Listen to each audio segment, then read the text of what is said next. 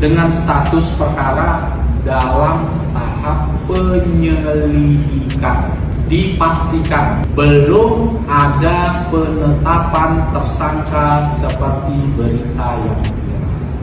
Polisi bantah tukang ojek jadi tersangka imbas penumpang tewas kecelakaan karena jalan rusak. Polda Banten menegaskan belum ada penetapan tersangka terhadap pengemudi ojek pangkalan bernama Al-Amin Maksum 32 tahun dalam kasus kecelakaan lalu lintas yang mengakibatkan penumpangnya meninggal dunia. Kabid Humas Polda Banten, Kombes Maruli Ahiles Hutapea, mengatakan perkara tersebut masih dalam penyelidikan oleh Satlantas Polres Pandeglang. Penyidik Satlantas Polres Pandeglang masih mendalami perkara ini dengan status perkara dalam tahap penyelidikan, sehingga dipastikan belum ada penetapan tersangka seperti berita yang beredar, kata Maruli. Sebelumnya, viral seorang tukang ojek bernama Al-Amin Maksum warga Kecamatan Majasari Kabupaten Pandeglang, Banten, ditetapkan sebagai tersangka setelah penumpangnya, KR, siswa SDN 1 Pandeglang, meninggal dunia dalam kecelakaan lalu lintas yang dipicu jalan berlubang.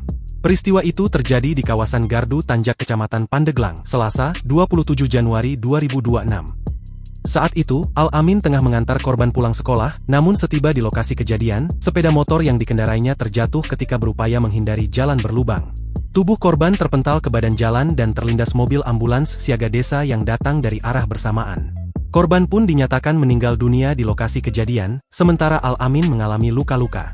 Kanit Gakum Satlantas Polres Pandeglang, Ibda Sofyan Sopan, mengatakan Al-Amin ditetapkan sebagai tersangka setelah penyidik menemukan adanya dugaan unsur kelalaian dalam berkendara.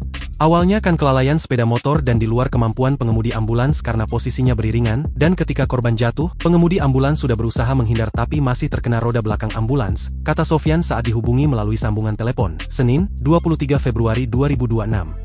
Menurut Sofyan, sebagai tukang ojek, Al-Amin memiliki tanggung jawab atas keselamatan penumpangnya termasuk menyediakan helm dan memastikan konsentrasi saat berkendara.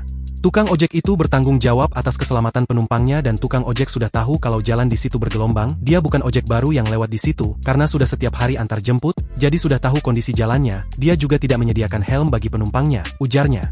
Meski telah berstatus tersangka, polisi tidak melakukan penahanan terhadap Al-Amin. Penyidik kemudian akan melimpahkan berkas perkara dan barang bukti ke kejaksaan setelah dinyatakan lengkap.